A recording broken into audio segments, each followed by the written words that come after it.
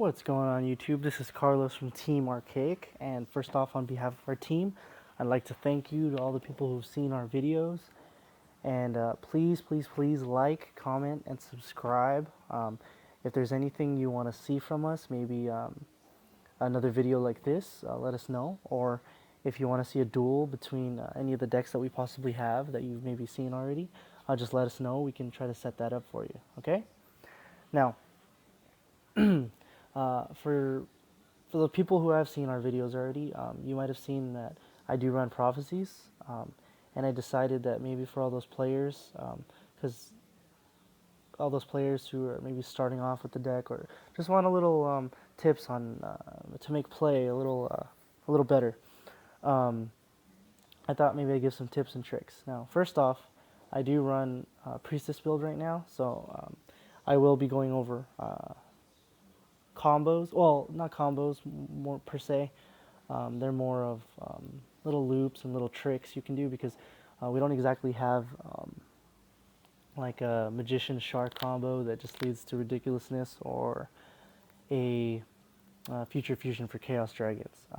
This deck is meant to waste your opponent's resources. It slows the tempo down to your game based on how you want to control it. You can go very aggressive, just depending on the cards you have and the plays you're able to make. But you can play a little defensive, a little slower, try to waste your opponent's resources, try to win by eliminating all their options. So the first tip, Spellbook of Secrets and a Grand Spellbook Tower are all that's needed, along with the High Priestess on the field.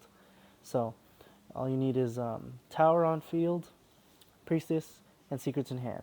So what you're going to do is you're going to activate the Spellbook of Secrets, and you will search out the Spellbook of Eternity from your deck. Now, Spellbook of Secrets goes to the graveyard. You will then activate the effective High Priestess to remove the Spellbook of Secrets, to destroy something, and you will then activate Spellbook of Eternity to add this back to your hand. Now, Spellbook of Eternity is in the graveyard, and during the next standby phase, because of the tower, you can then put this back onto the bottom of your deck and draw one card. You can then repeat the loop by activating Spellbook of Secrets to search this out once again, and do the same exact loop, remove and destroy. Now, what this does is it allows you to get one free destruction and one free draw every turn. Okay? Now, the next tip I have for you is if you want some openings, some decent openings, and all you have is like a Justice. Well, Justice I prefer to open with, actually. Justice and a Spellbook you can activate. Just activate it, and then just do your search. Because Justice of Prophecy does dodge Effect Veiler. And the reasoning is Effect Veiler is going to be a mandatory effect that wears off during the end phase. And since Justice of Prophecy is an optional trigger effect, you can wait until Effect Veiler has worn off, and then you can initiate a new chain to remove Justice of Prophecy to search. And of course, what you typically always want to search for, unless you have one in hand already, Spellbook of Secrets and High Priestess, just so you can set yourself up for that next big play.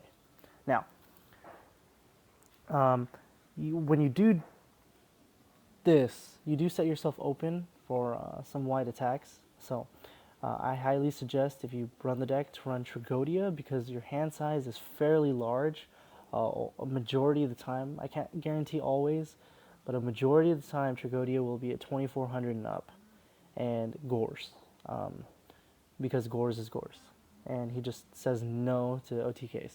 Now, another thing you can do, because Justice is very versatile, Justice can be used during the end phase of any turn. So if all you have is your Justice on board, and you have a Spellbook of Wisdom or Spellbook of Fate, you can activate it during your opponent's turn, and during the end phase you can use the effect of Justice to search. Now, Spellbook of Fate. Spellbook of Fate is probably my second most favorite spellbook, next to Spellbook of the Master. Reasoning why is it's so multi-purpose and it does not target. So you can get past all those cards that say, oh, they cannot be targeted, or if they're targeted, negate it. It gets past it. So this will get rid of Obelisk. Um, and the beauty of it is they only know what effect you're doing. They don't know which card you're going to use the effect on. So your opponent must respond to this card's activation and the banishing. And they can't, at resolution, that's when the effect takes place, and it's too late by then for them to do anything like a lance, or they would have to predict that you're going to hit their card. Now, another opening that's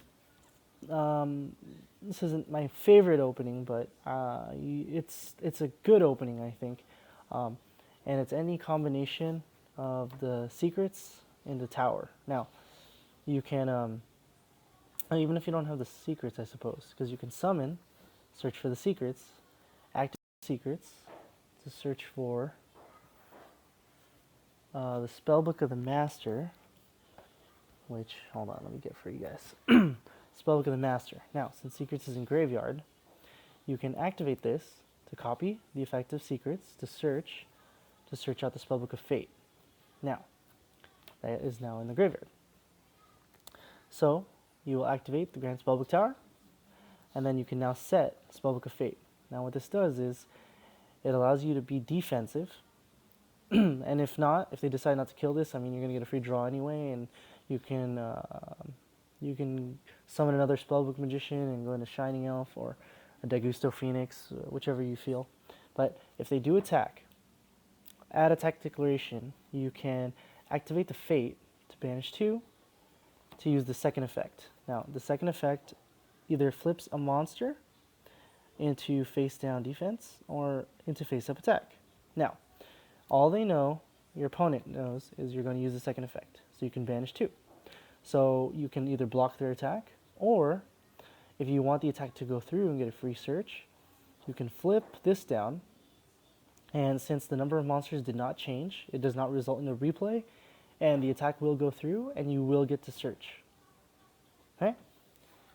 Okay, now the next thing I have for you guys is the mirror match. The mirror match is an interesting matchup between these two decks because it really depends on who can get to their priestess first, I suppose, and protect it. But Spellbook Star Hall in the mirror match is just amazing. It just, because it's for each spellbook. It doesn't matter whose spellbook, it's either. So you can get ridiculous amounts of counters on this thing, and it's just amazing. Now, another thing you can do it's an interesting thing because Spellbook of Life, not only does it bring back a monster, it modifies the level based on the level of the monster you remove for him. So, let's just take a simple Veiler, which typically would be a level 1. You can make Veiler any level synchro, or any level tuner from 2 to 4, based on if you remove the Veiler for the Veiler, he'll become a 2. If you remove the Magician, he'll be a 3. Or if you remove level 3, he'll be a 4. Now, this lets you go into synchros, which is interesting because you can go, if you have the Star Hall, you can make an Arcanite, and since it has spell counters, you can remove them and just do free destruction effects, just like you would with Priestess. Or, if you're going against someone who wants to stall, you can actually go into a Tempest Magician and burn them for the amount of counters that you have on here, which is also another option. Now, the last thing I want to go over is one card that in spellbooks should almost always try to stay in the grave, if not in your hand, and that's Spellbook of the Spellbook of Secrets. 2 reasons why. First, Spellbook of the Master, you typically want to copy the secrets, always. Second, is Spellbook of Eternity, because you're going to banish this with either Fate or Priestess, and you can use Eternity to grab it back. Now, so keep that in mind when you have the tower out and you have options in the graveyard. Recycle the Wisdom or recycle the Fate, recycle the Life, because they're dead cards in the graveyard. You can't copy them with Master.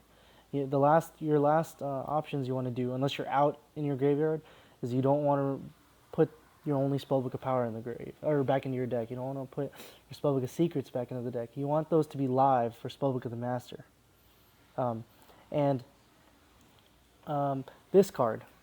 Oh, actually, I have one more thing I want to go over with you. If you have a Spellbook of the Master or Spellbook of Power in your hand, and either or of these, and you have a Magician, you can summon the Magician to search for the one you don't have. Oh, I guess you have to have one more Spellbook, but it doesn't matter which Spellbook is in hand. It's just a reveal cost for Master. But you'll activate Power to pump him by 1,000, so he's now 15. And then you can now activate Master to copy the Power to use once again on Magician. And now that pumps him up to 2,500. So you can get over fairly large monsters. The only thing with this is you only want to use this when you know you can get the destruction in of the monster, because the last thing you want to do is run into a Marshmallow or a Spirit Reaper that can't be destroyed, and you wasted 2 spellbooks and their monster's still there. Okay, so well, there you go, YouTube.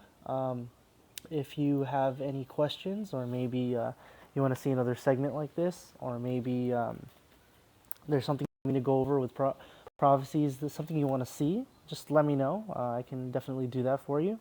I am using my phone to record this, and I have a tripod set up, so I am free whenever I'm free to do it, when I'm off of work or whatever. I can definitely make these videos for you, and our team can definitely do them for their respective decks as well. Okay, so please like, comment, subscribe, and if you have any other questions, feel free to PM us, or even leave a comment down below, and we can definitely see what we can do for you. Okay, all right, thank you. Team Archaic out.